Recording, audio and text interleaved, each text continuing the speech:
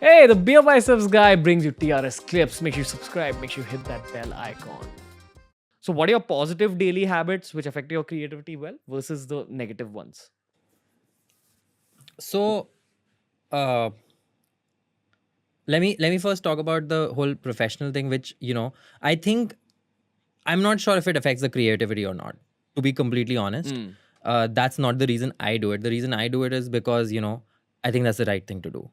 I mean, if somebody is Mm. paying me, if I'm the kind of person who likes doing things well. So even if I'm like making my coffee or like cleaning up my room or cooking something, anything, or writing a song, I want to do it like really really well. So if like things are not happening well, I'll go online and I'll research and be like, okay, how do I make a better coffee? And I'll do that. So I'm constantly trying to do that, and it's a very personal thing. I just like I get a kick out of it. If I do something Mm. really really nicely, then I'm like nice. I feel good about it. So that it's just yeah, I find it like just it really motivates me. So that's why I do why I function like that. When it comes to creativity, man, I gotta be honest. I think it's a question I've been trying to figure out myself. Like it's really weird because and a lot of the things you said were absolutely on point. I think that like surrounding yourself with the right people is really really important, and for everything though, not just creativity, and being having healthy habits or like being consistent with things, all of these things have a role to play. But I don't know, but another like, and this is a bad example, and I'm not saying everybody should do this all the time, but like for example, like I've had really like bad late drunken nights with random people, like six new people, and it's been a very enriching experience. And you could say Mm. that that's a really bad thing to do in the sense that I've definitely like binge drinking is bad for you, and like maybe like staying, I mean these are not like it's not something you should do every day, because you're definitely like damaging not just your physical health but your mental health and your emotional health in the long run.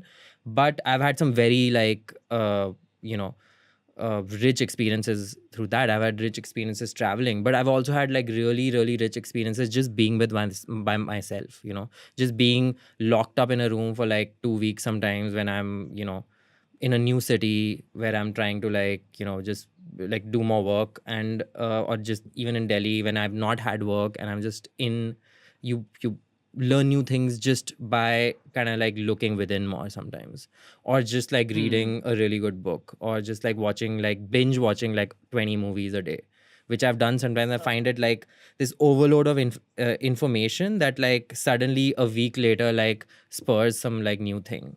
So Yeah. I feel I'm still trying to like, I think it's one of the hardest question to answer what you've asked, that how do you like keep yourself creative? I mean, if I knew that, I would do that every single day.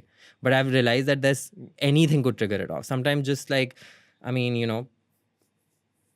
I don't know. I mean, and like a lot of people have this idea about like, for me that a lot of my songs came from a breakup, so I need to stay in that zone all the time. But it's like I'm in a very touchwood, I mean, a really happy relationship right now.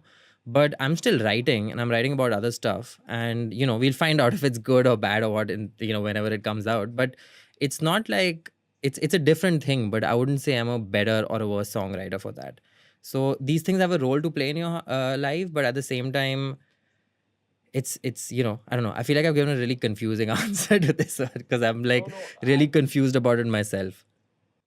Dude, it's honestly one of those questions that I think about a lot, and probably I've been thinking about for years, that how do you maximize your creativity? How do you make your own systems the most efficient? It's the golden And here's question. my version. Yeah, here's my version of it, from speaking to entrepreneurs, to singers, to actors, to directors. I feel that everyone has this pool inside them. Like, think of it like just a puddle of creativity that kind of gets a little bit diminished every time you put out some creative work. Like, as in, you're taking some water from that pool and putting it out for the world. Okay. And rest plus absorbing information kind of refills that pool. So when you sleep really well, or when you binge watch 20 movies in a go, that same what you said about inputting information, it adds in like refilling that pool. Now, while meditation doesn't directly affect the quantity of water in your creative pool, what I do feel meditation does is that it allows you like some otherworldly level of focus. So even when your pool is like almost empty, with that little water left inside, in normal circumstances, if you were stressed, you'd be like, no, no, I don't have that much water in my creative pool anymore. But if you have a meditation habit, you're able to exactly take out the amount of water needed from the creative pool and still put it out. So meditation helps you more with your stamina, your endurance. It's like exercise maybe for your mind, but pure creativity is something that is only replenished with time, sleep, and all that. And then obviously, like all when we talk about spiritual habits like eating cleaner, all that, the speed of water increasing in that pool changes. That's my answer to the question. But again, that's just a hypothesis. So I don't know if it's a valid theory.